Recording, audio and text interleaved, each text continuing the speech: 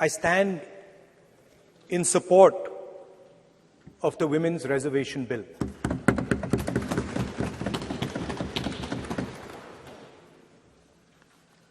Yesterday, I was listening to the discussion, and the issue of the Sengol came up.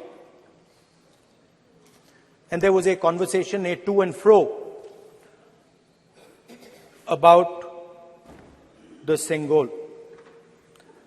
And also a little bit about the conversation about the transfer of power from the British to the people of India. Before handing over power to the people of India, the British asked the leadership of the freedom movement, who are we going to transfer power to? And of course, there was a little bit of arrogance in this statement, because they viewed India as a poor country. And the revolutionary answer that our freedom fighters gave was, we are going to transfer power to the people of India. So we became a country that from its inception gave the vote to all our women. And this was a revolutionary thing at the time. We also gave the vote to every single community. And the vote was a mechanism of transfer of power. It was designed to further transfer power to the people of India. And if you look at the journey from independence, it's been that journey. It's been a constant transfer of power, more and more and more power to the people of India, on one side. And on the other side, the counter idea, that take away power from the people of India. This is the fight that is going on. And in fact, in many ways, it is the fight that is taking place today. Huge step forward in the transfer of power to the women of India was Panchayati Raj, where they were given reservation and they were allowed to enter the political system at scale. And this is another step. It's a big step. It is not a small step.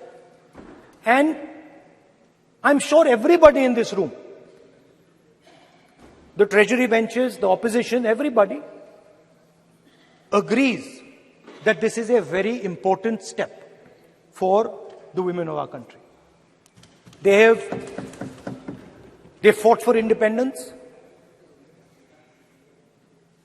They are as capable as any man, in many ways more capable, and should be given as much space as they possibly can be given.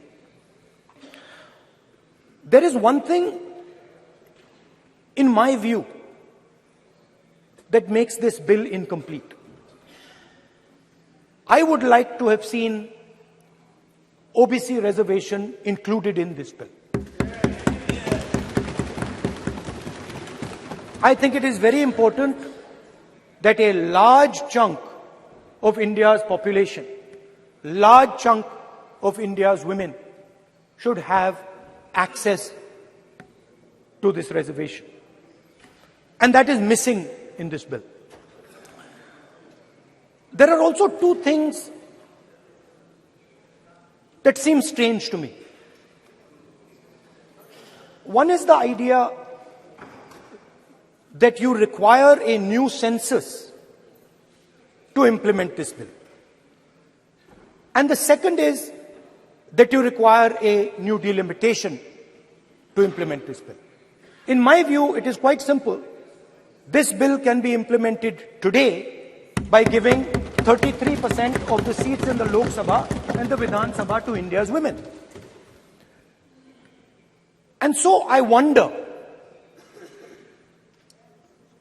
if this is not designed to push the ball forward. To push the ball forward 7, 8, 9 years, and then let this thing play out the way it does. I know my friends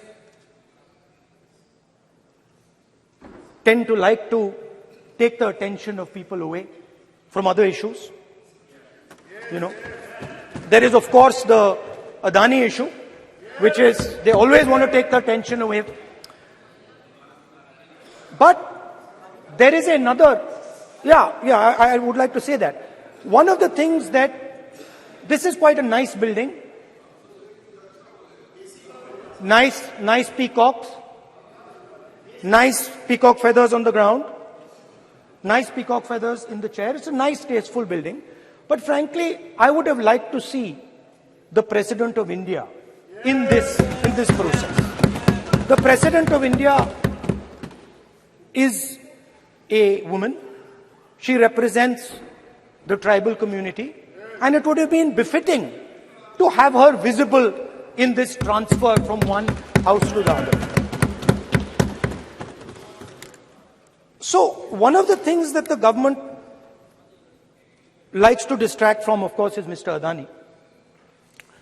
And there is another thing that the government likes to distract everybody from. And that thing is called the caste census. For some reason, and I don't quite understand what this reason is, the moment the opposition raises the issue of caste census, the BJP tries to create a new distraction, a new sudden, event, so that the OBC community and the people of India look the other way. In my research for this speech,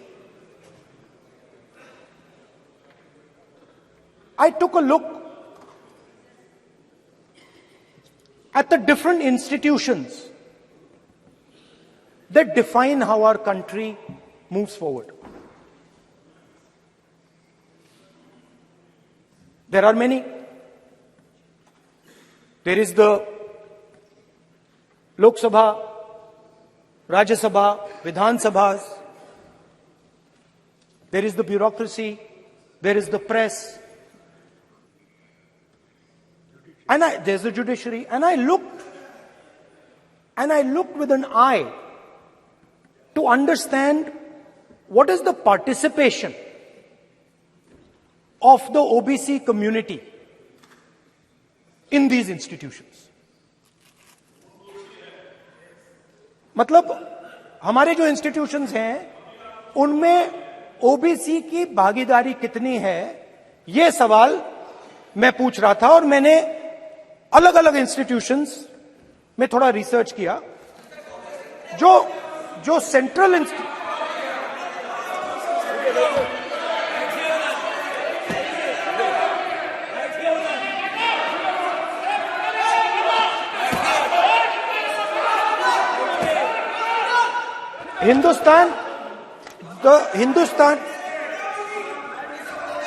the central, don't worry, don't be scared, we are discussing, डरो मत, हम caste census की बात कर रहे हैं, डरो मत.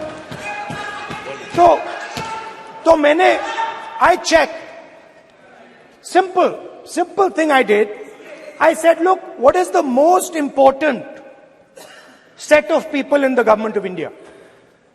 The people who define how this country is governed. Of course, Lok Sabha and Vidhan Sabha, but beyond that, they are the 90 secretaries of the government of India. 90 people, secretaries, are responsible for managing the core of the government of India. And I asked myself the question, How many of the 90 people come from the OBC community? And I was shocked and shattered by the answer. मैंने ये सवाल पूछा कि ये जो 90 secretary हैं, ये जो हिंदुस्तान की सरकार को चलाते हैं, जो बजट को चलाते हैं, इनमें से ओबीसी कितने हैं? नरेंद्र मोदी जी प्रधानमंत्री हैं, ओबीसी के लिए काम करते हैं। मैंने ये सवाल पूछा। मैं आपको जवाब देना चाहता हूं, हिंदुस्तान के सेक्रेटरीज 90 में से सिर्फ 3 ओबीसी से हैं। और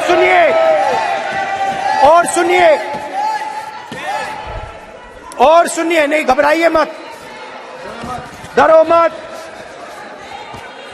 और सुनिए, ये जो सेक्रेटरीज हैं जो ओबीसी कम्युनिटी से हैं, ये हिंदुस्तान के सिर्फ 5% बजट को कंट्रोल करते हैं। मतलब अगर हिंदुस्तान का बजट 44 लाख करोड़ का है, तो ये 2.47 लाख करोड़ मतलब 5% कंट्रोल करते हैं। और सुनिए, मैं कर रहा हूं, मैं वहीं आ रहा हूं।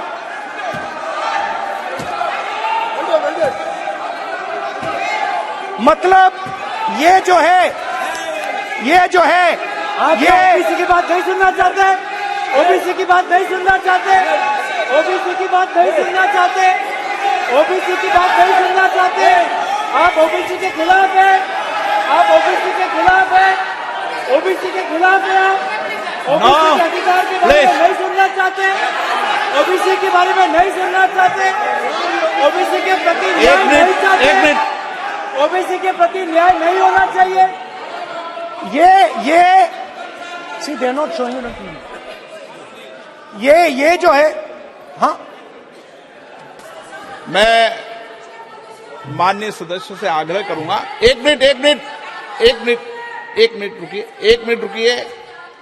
माननीय सदस्य से मैं आग्रह करूंगा, एक तो ये महिला आरक्षण बिल है, और दूसरा सभी माननीय सदस्य समान है। डरो मतो ये शब्द इस पार्लियामेंट में नहीं बोलना चाहिए।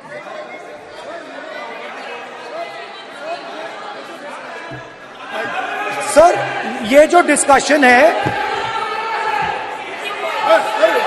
Sir, speaker sir, this discussion,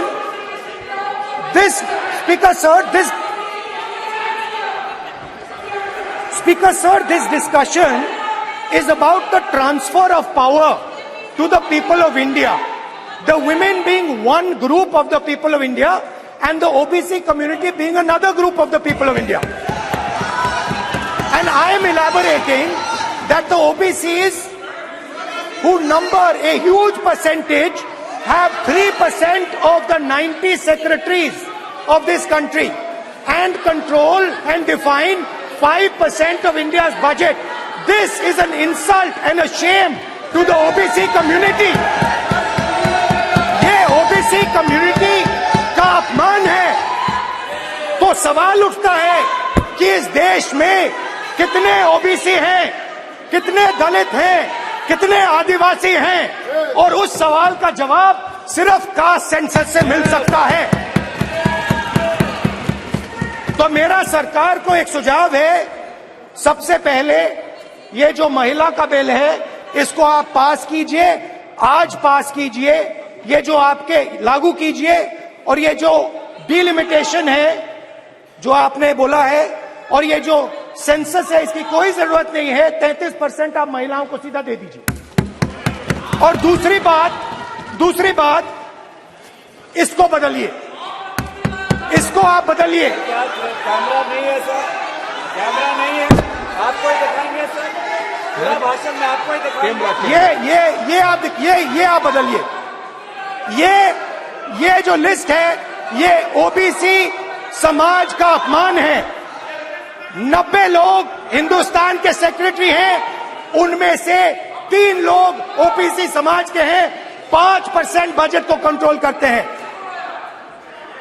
तो जल्दी से जल्दी आप कास्ट सेंसस कीजिए, जल्दी से जल्दी जो हमने कास्ट सेंसस किया था उसका डेटा आप रिलीज कीजिए, और अगर आप नहीं करेंगे तो हम कर डालेंगे। Thank you. धन्यवाद।